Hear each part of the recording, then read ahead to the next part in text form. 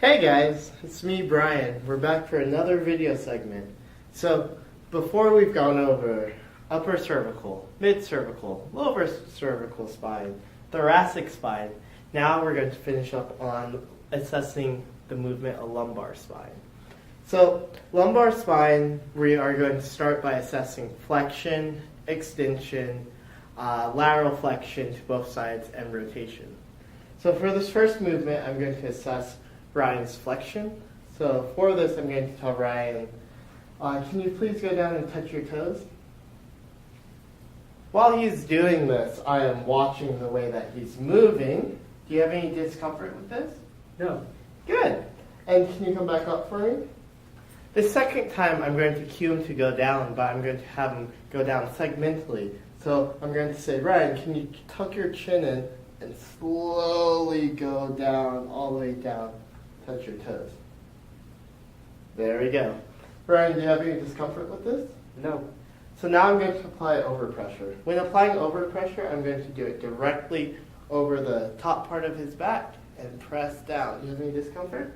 No. Okay, and come back up. Nice. So next I'm going to assess Ryan's extension. So for this, I'm going to tell Ryan, can you please bend backwards as far as you can for coming from your lower back? Do you have any discomfort with this? No. Perfect. So you can come back up straight.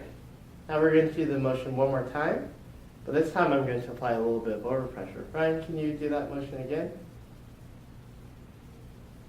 Good. Notice I'm supporting him and applying a little bit more pressure and come back up. One thing I want to watch out for is his knees. I don't want him to get this motion from bending his knees or really leaning forward. Next, we're going to do lateral flexion or bending to the side. So Ryan, can you put your hands on your side and bend all the way over towards me? Do you have any discomfort with this? No. So now I'm going to wrap around. I'm going to support Ryan at the waist and push him a little bit more. Noticing the infill. Ryan, can you come back up? Then we're going to assess the other side to see symmetry of motion. Ryan, can you bend to the side for me? Great. So I'm supporting, applying a little bit of pressure through there. How does that feel? Any discomfort? No. Okay. Next, we're going to assess his rotation. So for this, I'm going to say, Ryan, turn towards me. One thing to watch out for is to make sure his hips do not move so that it's purely from his back. So for this, I'm going to stand next to him and block him. Ryan, you can return back to the middle. Right. Turn towards me. So I'm blocking him with my hip. I'm supporting him at the waist, and then I'm rotating him towards me. Any discomfort? No. Perfect. Now we'll try the other side. So again, I'm getting here. Ryan, can you turn towards me? Good. Up. And here. Rotate on. With this hand, I am grabbing onto his pelvis or his ASIS to make sure that it stays forward and then pulling him forward. That's all I have for this segment. So we assess flexion, extension, lateral flexion to both sides or side bending, and then rotation to both sides. Thank you for watching. Tune in for the next section.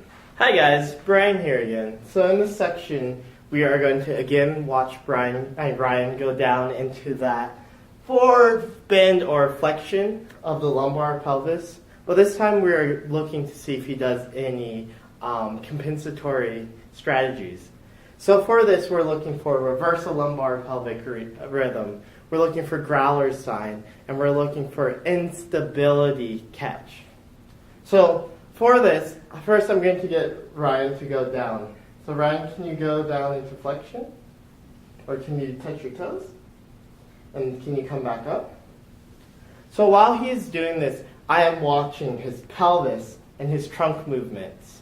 So the normal flexion should be led from the chest and then the pelvis follows. So if he had an abnormal motion, he would, as going down, the motion would be initiated from the pelvis first and then the trunk would follow. And then when coming up, the trunk would go up first, and then the pelvis would follow. Ryan did not have this. Growler's sign would be, as he's going down, he goes down normally, but then he has to walk his way up with his hands. So I was watching Ryan's hands too to see if they just nicely went down to the ground and came back up. Lastly, I was looking to see if Ryan, when he came down, had to put his hand on his back in pain.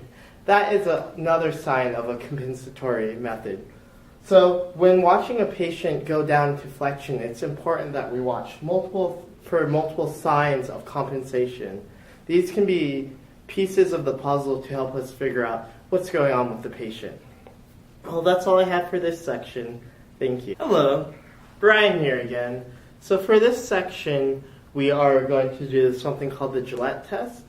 Originally, this was thought of as an SI assessment, but we are assessing it for motion of the lumbar spine. So for this, I am going to go down to eye level with Ryan. I am going to palpate to find his PSIS on both sides. And then I'm going to come, found it. I'm going to come straight to the middle, and this is around S2 level. So for this test, I will have the patient march, but I want one finger on that S2 region, other finger on PSIS. As he marches, I will expect the finger that is on the PSIS to drop inferiorly to the middle finger. So I'm going to ask Ryan, can you please lift this leg to 90 degrees as if you're marching? So while he's doing this, I am watching my fingers to see if it drops lower, and it does. Perfect. You can take a break. So now I'm going to shift over, find the PSIS on the other side, stay on that S2 level, which should be aligned with the PSIS.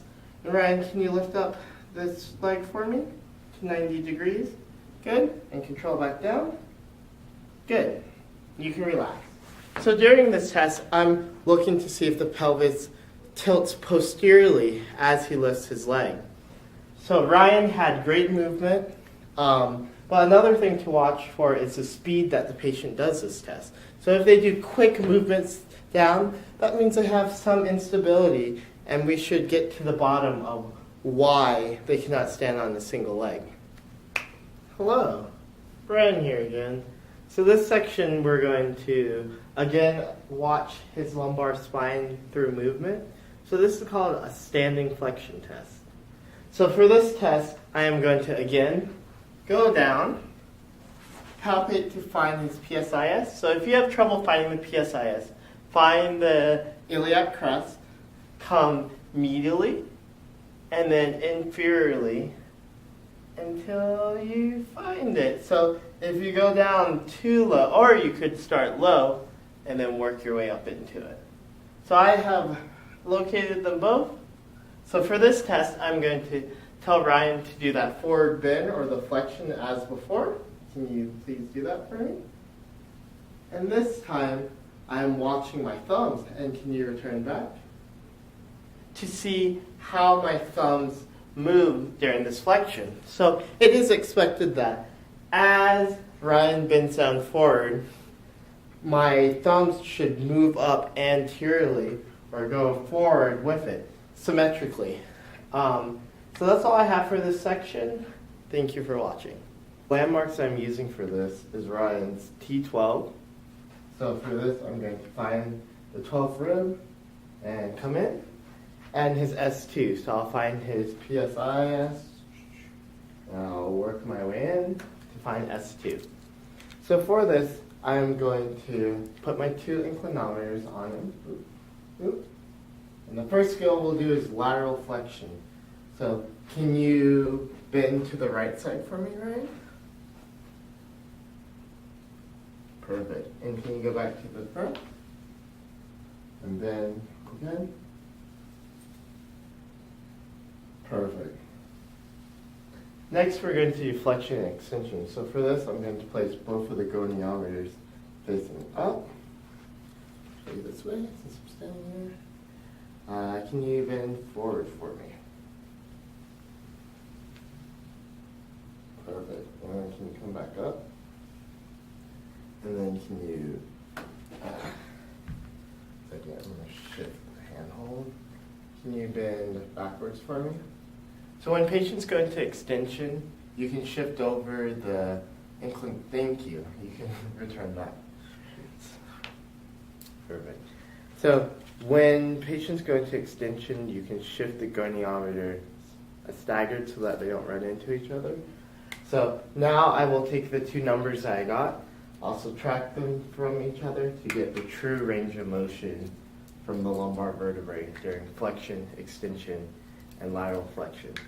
Well, that's all I have for this section. So first I will show the patient the movement that I want. So this hip abduction, so you will lift your top leg up like this and down. During this test, I'm watching for the movement of the pelvis, okay? So Ryan, can you lift up your top leg and slowly control it down? And can you do it again for me? Good. So Ryan did a really great job. So this test is graded on a scale of 0 to 3. A 0 is normal pelvis movement. There's no falling. Just goes up and down with little pelvis movement. A 1, as Ryan lifts, we'll see a little bit of hip movement as he goes down or up. A 2, as he goes up, it will be a more noticeable hip fall. And 3 is complete hip instability, so he will fall over like this. So it is important to watch this from multiple angles and make sure the patient's as straight as possible. Well, that's all I have for this test. Thank you for watching.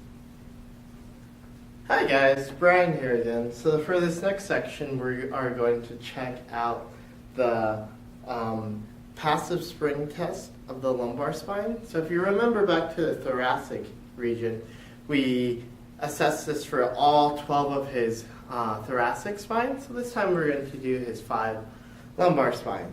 So to find the 5th lumbar spine, I am going to find his iliac crest, and I'm just going to shift in. That should roughly be where L5 is, palpating through. So for this, I'm going to use my hypothenar eminence. So I'm going to place that right on his spine. I'm going to have my other hand do all the movement. So that's going to cup over. I'm going to have straight arms protecting my biomechanics. And we're going to apply a little bit of pressure down and feel it come up. And then we'll shift up 1. Press down, feel it come up. So when doing this, I want to make sure my arms are as straight as possible. And up, here. So, Brian here for the last section. So this is the last test for our lumbar series, but also the last test for our whole spinal assessment series. So for this last one, we are going to check the intervertebral motion of the lumbar spine during both hip flexion as well as lateral flexion. So for this, I am going to support Ryan's leg. I'm going to cradle Ryan's leg, support it on my knee, and then I'm going to feel for L5 and the space between L5 and L4.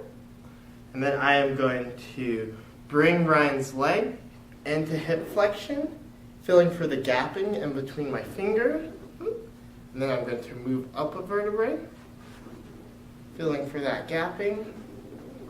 I'm going to move up again, feeling for it. One more time. And then one more vertebrae. During this, I am feeling to make sure that Ryan's vertebrae feels like it's opening up and letting my fingers go in, and then closing as I go back into hip extension. Next, we're going to test lateral flexion. So for this, I'm going to support Ryan's leg again on my knee. This time I'm going to hold him closer to the ankles. So I'm going to say, can you please relax for me? Let me control your legs.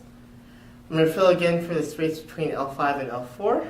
I'm going to rotate him up and control back down. We'll go again. Again, third time. Time number 4. And then the last vertebrae. There you go.